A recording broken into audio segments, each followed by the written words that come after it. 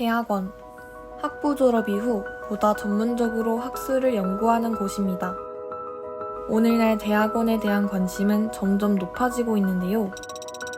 2020년 이후 대학원에 진학하는 학생들이 점차 증가하고 있습니다. 올해 25살의 윤서환 씨도 대학원 진학을 위해 노력하고 있습니다. 광운대학교 정보융합학부에 재학 중인 25살 윤서환입니다. 저는 대학원에서의 좋은 경험을 좀 해보고자 대학원을 진학하고자 합니다.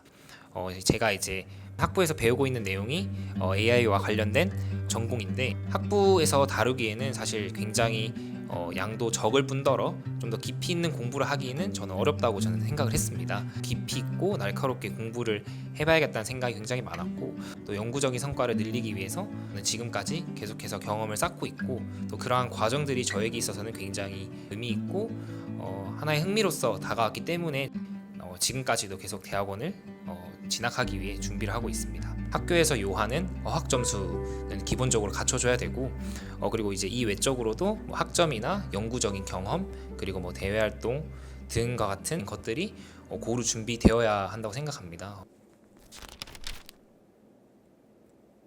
되게 여러 가지 이유도 있는데 굉장히 많이 어렵고요.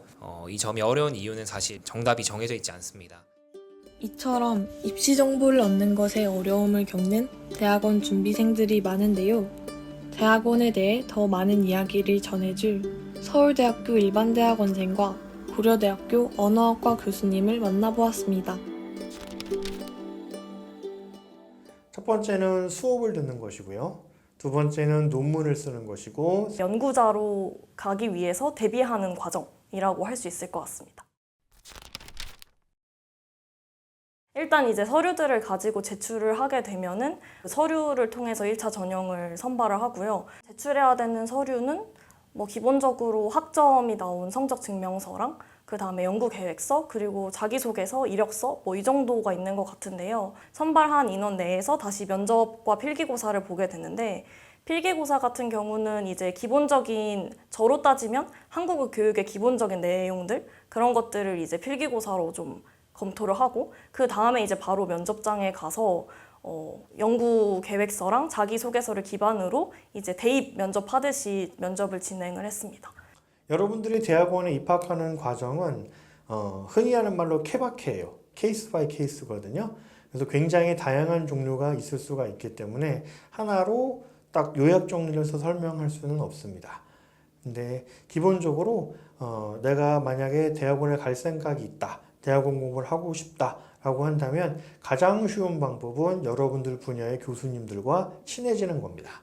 그래서 교수님들께 여러 가지 이야기를 듣고 실물적인 조언을 받아야지만 그걸 여러분들이 객관적으로 판단을 해서 준비를 할 수가 있어요. 강의를 듣고요. 그 다음에 연구 논문 주제를 찾는 것이 주된 일과인 것 같아요. 이제 저 같은 경우는 풀타임이니까 비교적 시간이 많아서 이제 학교 업무나 아니면 행정실이나 아니면 교수님 TA 같은 조교 업무를 좀 도와드려야 하는데 거기서 지금 TA로 일을 하고 있습니다. 그래서 보통 강의가 없는 날에는 TA로 출근을 해서 이제 강의 준비를 하고 그리고 이제 행정 업무 같은 거 처리를 하고 또 그렇게 좀 잘 생활하실 수 있도록 도와드리고 있습니다. 논문을 쓴다든가 또는 과제를 한다든가 하는 일들이 될 것 같아요. 대학원 과정에서 성공을 잘 하려고 한다면 이 논문과 과제 참여 이 두 가지가 중요하다고 생각을 해요. 그런데 이 대학원 생활을 하는 과정에 있어서는 이 두 가지 사이의 균형을 잘 잡아야 됩니다. 대학원에 진학을 한다고 했을 때 그 이후의 진로는 크게 두 가지 정도가 있을 거예요.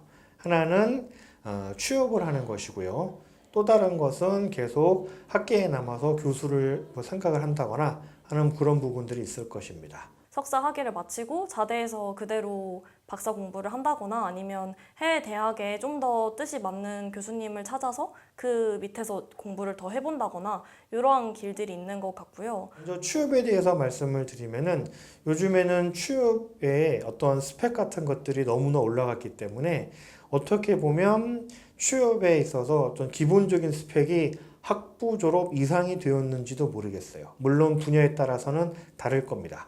그러한 차원에서 어떠한 취업의 필요성 때문에 대학원을 진학하는 경우도 분명히 있을 거라고 생각을 합니다. 대학원을 들어간다고 했을 때 다들 진짜 역시 너는 진짜 징하다 이런 얘기를 많이 들었었는데요. 아마도 이제 주변에서 대학원을 간다라고 하면 뭐 노예라는 이미지라든가 힘든 길을 가는구나라는 시선이 많은 것 같아요. 어느 순간부터 대학원생 밈이라는 게 나타나기 시작했어요. 저도 몇 번 본 적이 있는데요. 그러니까 대학원생이 굉장히 열악한 현실, 굉장히 척박한 처지, 볼품없는 삶, 이런 삶을 산다고 하는 것을 좀 우스갯소리처럼 그렇게 이야기하는 그런 밈인데 그 글을 보면서 저도 한편으로는 재미있다라고 생각이 들면서도 좀 씁쓸한 생각이 들었던 것은 사실입니다. 보다 깊이 있는 연구를 위해 또는 각자의 꿈을 위해 진학하는 대학원이지만 사람들이 대학원을 바라보는 시선은 마냥 낭만적이지만은 않습니다. 대학원생의 개인적인 이야기를 좀 더 들어보고자 고려대학교 전작가 대학원에서 근무하고 있는 동현 씨를 만나보았습니다. 인생의 은퇴 시기가 좀 뒤로 미뤄지면서 100세 시대에 도달할 거라고 저는 미래에 예상을 했는데 그럴 거면 좀 전문적인 분야를 하나 갖고 있는 게 좋을 거라고 개인적으로 생각을 했습니다. 그래서 이런 전문적인 분야를 쌓을 수 있는 기회가 어떤 게 있을까 좀 고민을 하다가 전역 후에 랩 인턴을 하게 됐는데 이게 좀 제 적성에 맞다는 걸 좀 깨닫고 거기서 이제 좀 진학을 해보자라고 결심을 하게 되었던 것 같아요. 집중력이 높은 아침, 일찍부터 공부를 시작하기 위해 동현 씨의 발걸음이 분주합니다. 대학생에게는 방학이지만 대학원생에게는 가장 바쁜 시기인 8월. 동현 씨는 이른 아침부터 발걸음을 서두릅니다. 대학원은 학부와 또 어떤 차이점이 있을까요?